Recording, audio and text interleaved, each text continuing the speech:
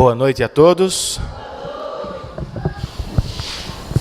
Eu acredito que é um privilégio para todos nós estarmos aqui ao final do ano. Depois de tantas experiências que passamos, boas e também algumas difíceis, todos nós ao longo do ano, pela graça de Deus, estamos reunidos aqui para celebrar a Deus pelo verdadeiro Natal. Amém, queridos? Amém. Crianças estavam ensaiando uma peça de Natal para o final de ano, como geralmente as escolas fazem. E no dia da apresentação, um menino ficou responsável por uma única coisa. A única responsabilidade dele, tarefa dele durante a apresentação, era ligar e desligar as luzes. E ele recebeu a seguinte ordem do professor de teatro: a única luz que não pode ser apagada é a que está sobre a manjedoura de Jesus. Os meninos começaram a apresentar e ele ficou tão empolgado com a apresentação que apagou as luzes erradas. E em vez de apagar as luzes que estavam sobre os meninos, ele apagou justamente a que estava sobre Jesus.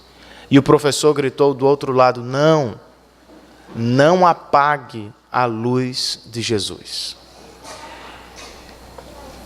O mundo vem tentando apagar a luz de Jesus no verdadeiro, ou a luz do verdadeiro Natal todos os anos.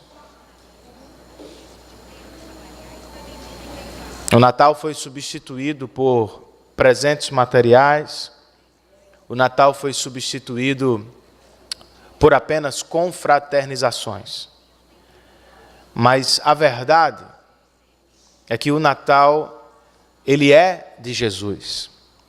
E ele se acha, ou acha seu verdadeiro significado em Jesus. Por isso eu queria ler uma história, ou um trecho da Bíblia que traz o nascimento de Jesus. Lucas, capítulo de número 2. Todos nós conhecemos essa história, mas é importante conhecê-la como ela está registrada na palavra.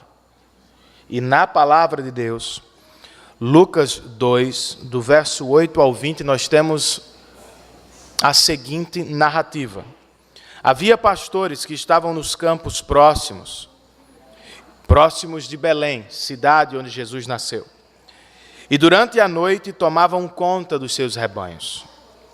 E aconteceu que um anjo do Senhor apareceu-lhes, e a glória do Senhor resplandeceu ao redor deles.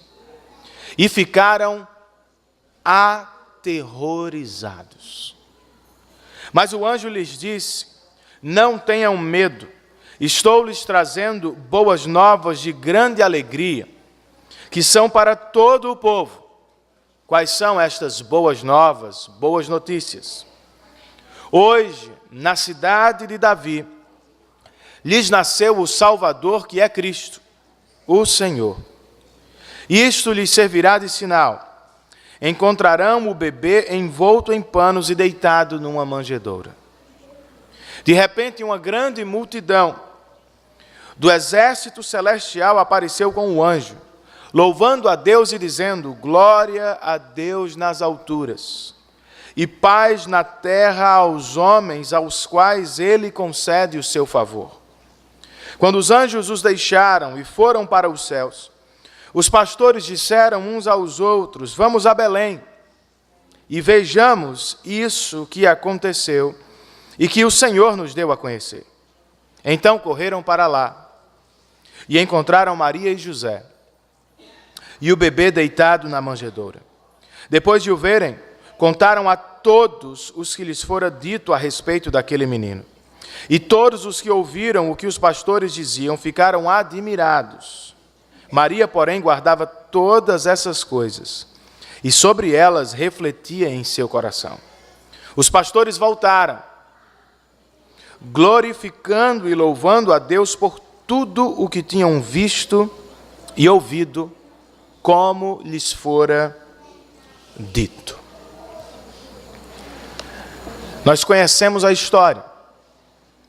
O governo determinou um recenseamento de todas as regiões da Judéia e Galiléia. E a ordem do governo era que as pessoas voltassem para as suas cidades natal. Se eu sou de Patos, eu teria de deixar João Pessoa e viajar a Patos, para na cidade da minha família fazer a apresentação. E José era de Belém. E por isso ele tomou Maria, que já estava grávida, e rumou na direção de Belém. Chegando lá, diz este texto, que eles não encontraram lugar para ficar. E por isso, pousaram ou pernoitaram entre os animais. E foi ali que o verdadeiro Natal aconteceu. Foi ali que Jesus nasceu. Mas como explicamos o nascimento de Jesus ou o verdadeiro Natal? De acordo com este texto que foi inspirado por Deus. Eu poderia dizer, a partir dos versos 8, 9, 10, 11 e 12, que o verdadeiro Natal, o nascimento de Jesus, é uma história de graça. Por que digo isso? Porque trata-se do Rei do Universo, que habitava eternamente em glória nos céus, mas por livre e espontânea vontade, ele resolveu descer, deixar o seu trono e nascer numa manjedoura entre os animais. Por que digo que o verdadeiro Natal é uma história de graça? Porque ao nascer, ou ao descer, Jesus não se revelou aos homens mais importantes da época. Ele não se revelou aos homens do templo de Jerusalém. Ele não se revelou inicialmente aos poderosos de Roma. Diz o nosso texto que um anjo do Senhor se aproximou dos pastores de Belém. Os pastores só perdiam em desprezo para os leprosos da época. Eram excluídos das festas sociais, não frequentavam os templos religiosos,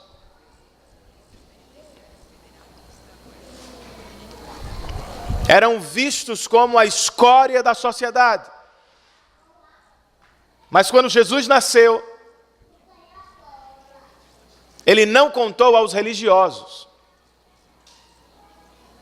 Quem recebeu a notícia de primeira mão foram pastores desprezados. Homens que não mereciam receber a notícia. Mas receberam por graça. Quando viram o anjo e a glória do Senhor em torno do anjo, eles tremeram de medo. Porque é assim que o pecador fica na presença da glória de Deus. Mas por graça, eles ouviram também da boca do anjo: não tenham medo. Ele não veio lhes fazer mal.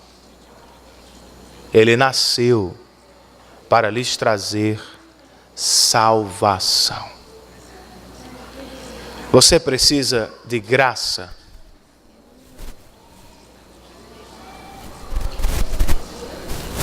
Onde é que você está?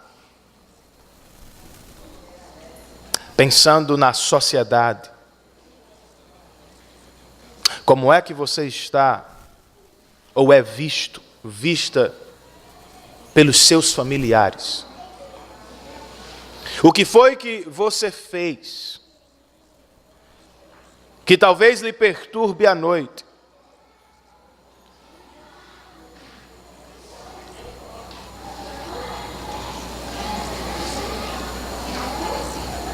O Natal não é destinado aos orgulhosos, aos soberbos ou aos que se acham perfeitos.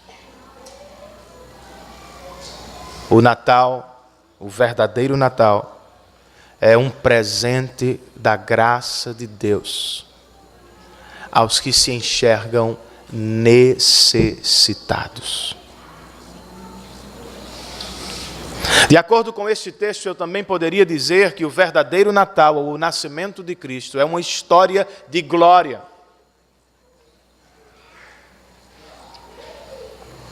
E isto é muito importante. Na religião dos judeus, a glória de Deus se manifestava especialmente em um local do templo chamado Santo dos Santos.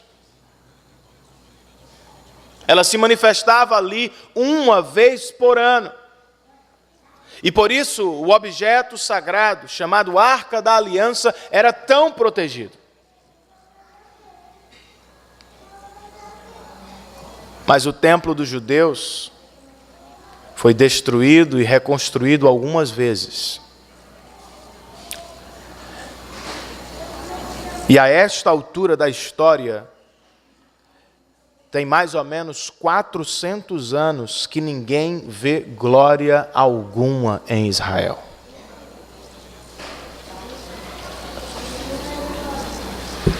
Mas de repente um anjo aparece aos pastores de Belém envolto em glória. E com ele vem uma multidão de anjos. Todos eles cantam o quê? Glória a Deus nas alturas, paz na terra aos homens. Estes pastores viram a manifestação da glória no verdadeiro Natal. Nós fomos feitos para isso, gente. Nós fomos feitos para a glória. Me refiro à glória de Deus. Mas procurando a nossa glória, nós nos perdemos. Os nossos pais se perderam no jardim do Éden, porque ouviram a serpente e sua promessa. Qual era a promessa dela? Se vocês comerem do fruto, vocês serão como Deus. Eles trocaram a glória de Deus, o reconhecer que Deus era belo, grande, perfeito, santo, e foram em busca da própria glória, do próprio nome. E eles não são os únicos que fazem isso, são? Nós todos, se não for pela graça de Deus, iremos procurar a nossa glória. E procurando a nossa glória, procurando ser poderoso, procurando ser rico, procurando ser o mais bonito, a mais bonita, procurando ter todas as coisas do mundo, procurando, nós nos perdemos. Eu só vou dar um exemplo, porque aquele piloto não avisou a torre que estava sem combustível, ou porque ele não abasteceu como deveria abastecer. Ele não abasteceu como deveria ter abastecido, porque ele queria mais dinheiro. Ele queria ser mais rico. E ele não confessou que não tinha combustível à torre, porque se fizesse, ele seria punido com uma grande multa, perderia dinheiro e ficaria 5 anos sem carteira para pilotar. Ele matou pessoas, porque na prática ele queria glória para si, mais rico. Eu e vocês fazemos o mesmo.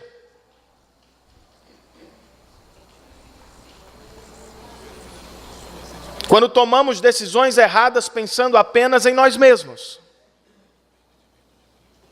Se eu fizesse isso, eu teria mais. Se eu fizesse aquilo, eu seria mais. Procurando glória, nós nos perdemos.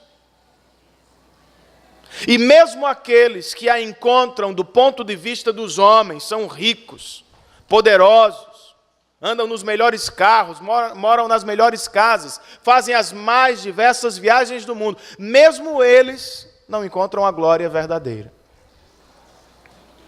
Se encontrasse, o camarada não precisaria mudar de penteado toda semana para jogar futebol.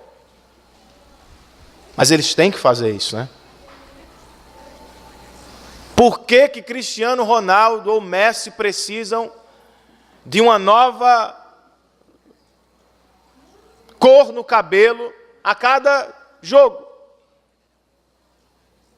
Do ponto de vista dos homens já tem tudo. Deveriam ser plenamente satisfeitos. Melhores jogadores do mundo, os melhores salários do mundo, as melhores casas do mundo. No entanto, eles não são.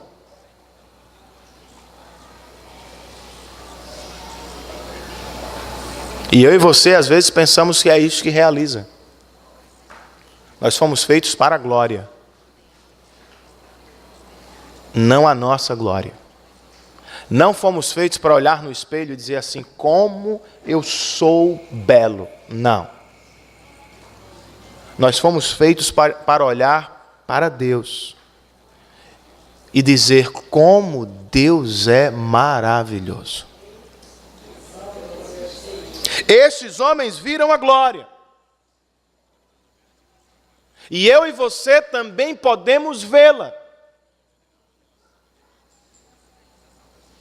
Renan, mas Jesus vai nascer entre nós fisicamente? Não. Mas escrevendo aos Coríntios, o apóstolo Paulo nos diz que Jesus pode nascer dentro do nosso coração.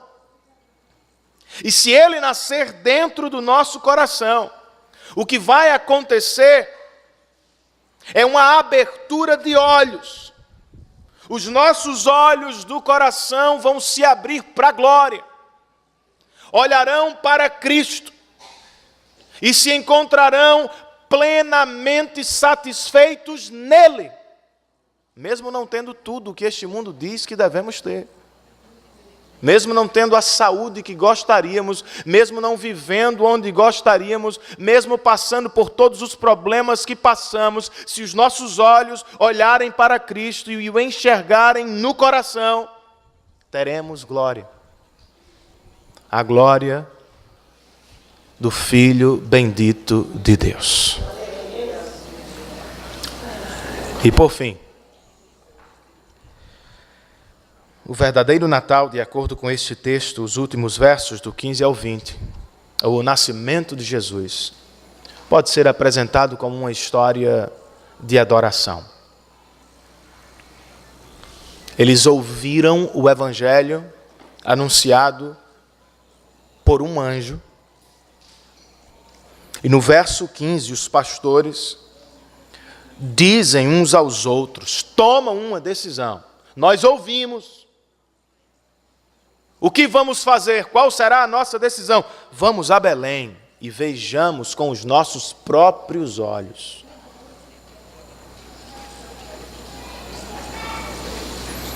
Estes pastores ouviram o Evangelho sendo cantado.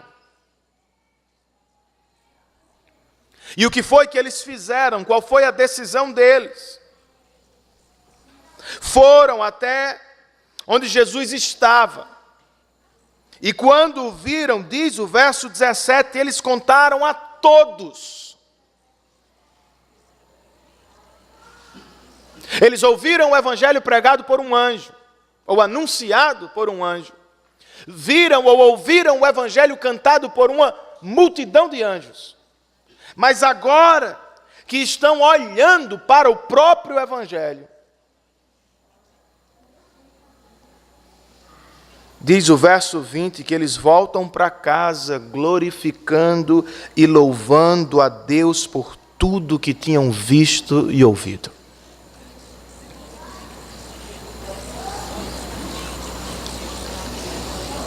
O Evangelho tem sido pregado aqui semana após semana.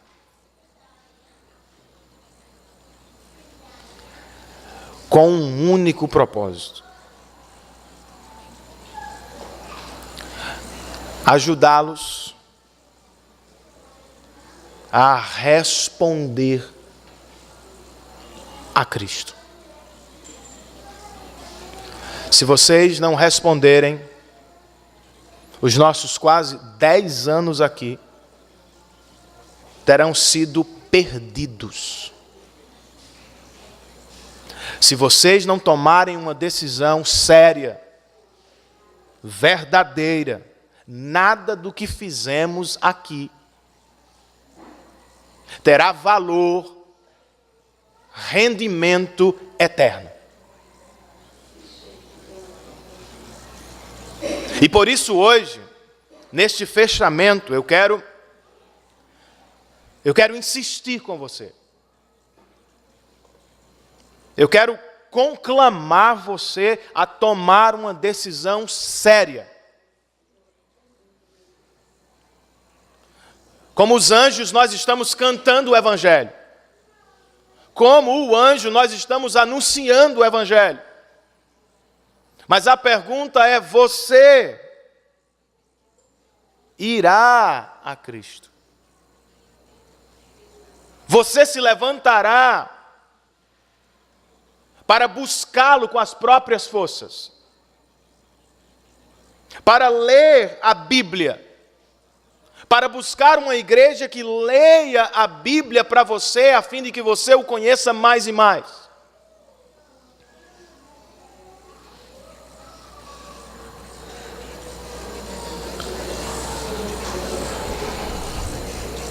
Estamos cantando e pregando o Evangelho a você. Mas será que você vai fazer o mesmo com os outros?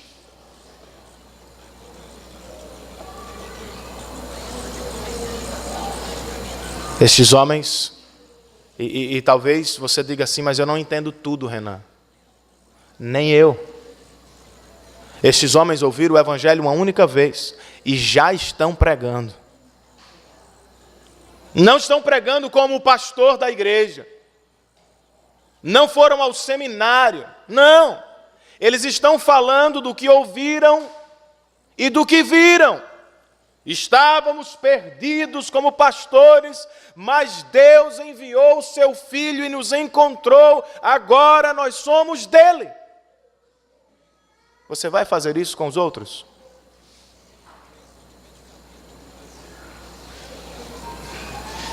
Uma das marcas do verdadeiro salvo cristão é a pregação do Evangelho. Se você sente mais vontade de falar do Flamengo do que de Cristo, talvez você nunca tenha nascido de novo.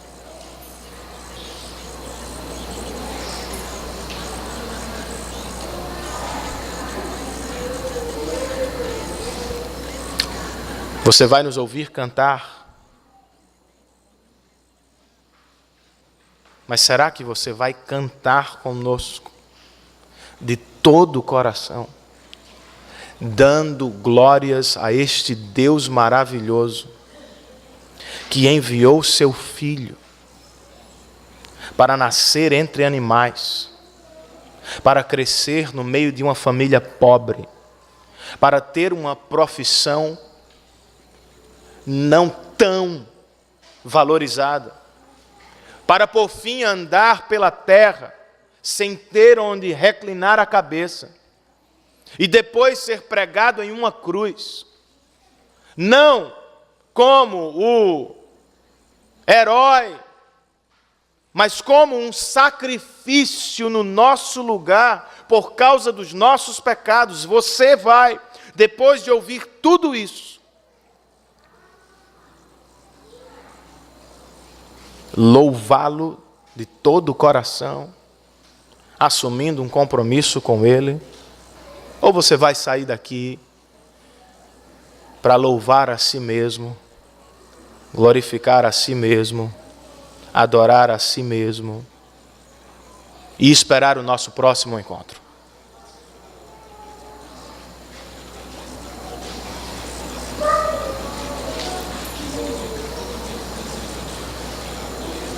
Não apague a luz do verdadeiro Natal. Não perca o Natal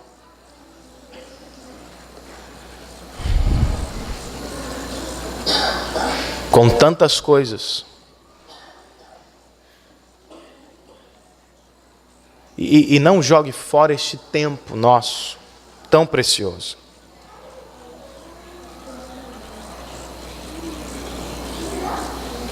Que o Senhor nos conceda, a equipe que trabalha semanalmente com vocês, a grande alegria de vê-los respondendo e assumindo um compromisso com Jesus Cristo. E que para a alegria de vocês, vocês também o façam. Que tenhamos um ótimo,